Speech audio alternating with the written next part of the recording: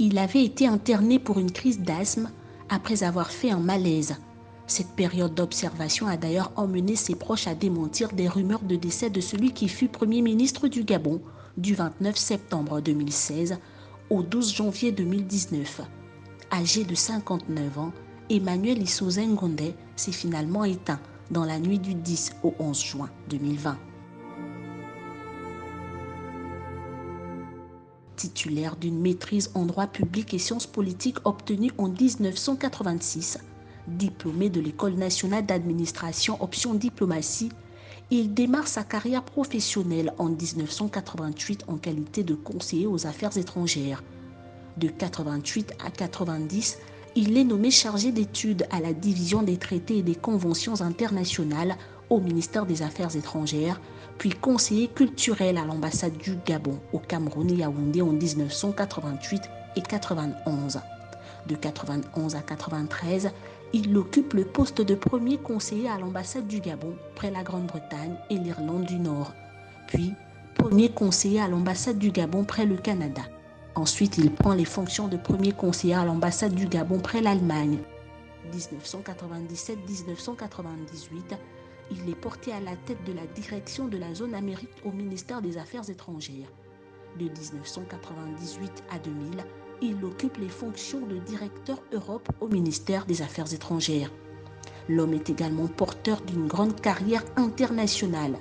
2000-2010, il occupe respectivement le poste d'ambassadeur extraordinaire et plénipotentiaire de la République gabonaise près la Corée du Sud, le Royaume Thaïlande et la République des Philippines, ambassadeur extraordinaire et plénipotentiaire de la République gabonaise près la République fédérale démocratique d'Éthiopie, ambassadeur extraordinaire et plénipotentiaire de la République gabonaise près la République du Kenya, ambassadeur, représentant permanent du Gabon auprès de l'ONU à New York, entre autres.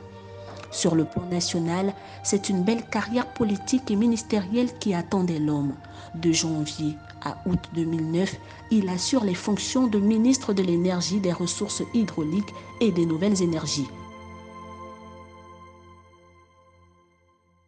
Puis le poste ministre des Relations avec le Parlement et les institutions constitutionnelles qu'il occupera 4 mois durant avant d'être propulsé de janvier 2011 à janvier 2012 ministre du Budget, des Comptes publics et de la Fonction publique chargé de la réforme de l'État. De février 2012 à août 2015, il assure avec brio son passage en qualité de ministre des Affaires étrangères, de la coopération internationale et de la francophonie et de l'intégration régionale avant de rebeloter dans le même département en septembre 2015 avec cette fois-ci le statut de ministre d'État. Il sera ensuite porté à la primature au lendemain de la présidentielle 2016 où il restera jusqu'en janvier 2019 après 2 ans, 3 mois et 14 jours passés à ce poste. Élu député du Parti démocratique gabonais du premier siège de l'Ivindo, Makokou, province de Logo-Ivindo, l'homme est depuis son départ de la primature resté discret et siégeant à l'Assemblée. La date de son décès restera marquée à jamais dans les annales.